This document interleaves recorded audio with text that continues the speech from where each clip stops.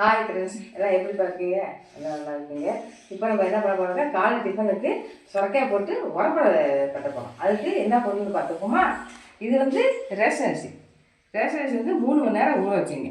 கடை அரிசினாக்கா 1.5 மணி நேரம். இது நல்லா ஊறினா நல்லாயிருக்கும். நாங்கள் ரேஷன் தான் யூஸ் பண்ணிக்குவோம்.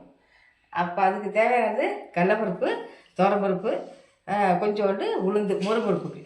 கடலப்பருப்பு 3 பங்கு, துவரம்பருப்பு 1 பங்கு, அதை வச்சுங்க. இப்போ இது வந்து அரைச்சி வந்து காட்டலாம்.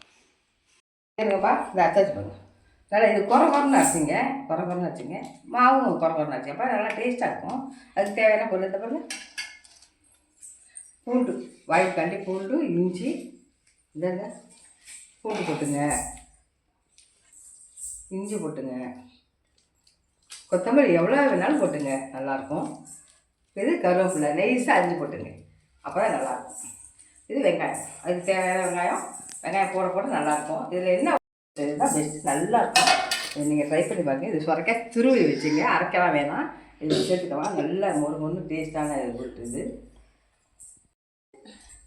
மிளகாத்தூள் கொடுக்கும் எல்லாத்துக்கும். இதான் உங்களுக்கு தனித்தூள், வீட்டில் அரைச்சி தூள்.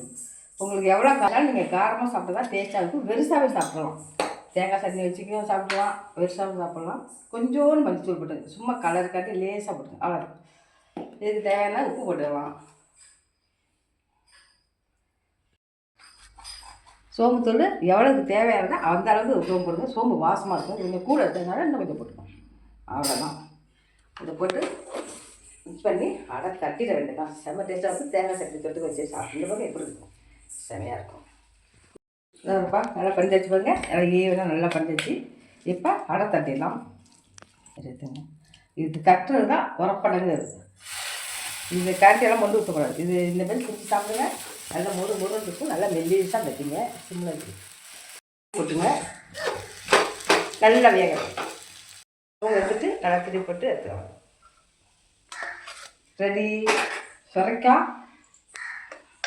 உரப்படை ரெடி. வாங்க சுட சுட சாப்பிட்லாம். இதுக்கு நீங்கள் தேங்காய் சட்னியே வச்சுக்கலாம். நாங்கள் வெறுசாவே சாப்பிடுவோம். இன்றைக்கி உங்கள் வாட்டி தேங்காய் சட்னி காமிச்சிருக்கோம். சீனி வச்சு திட்டுக்கலாம். உங்களுக்கு என்ன பிடிக்குமோ எடுத்து வச்சு சாப்பிடுங்க. நல்லா செம்மையாக சூடாக சாப்பிடுங்க, செம்மையாக இருக்கும். மிச்சமாகத்தை கூட பரவாயில்ல, ஃப்ரிட்ஜ் வச்சு சாப்பிடுவோம், அதெல்லாம் வந்துடுவேன்.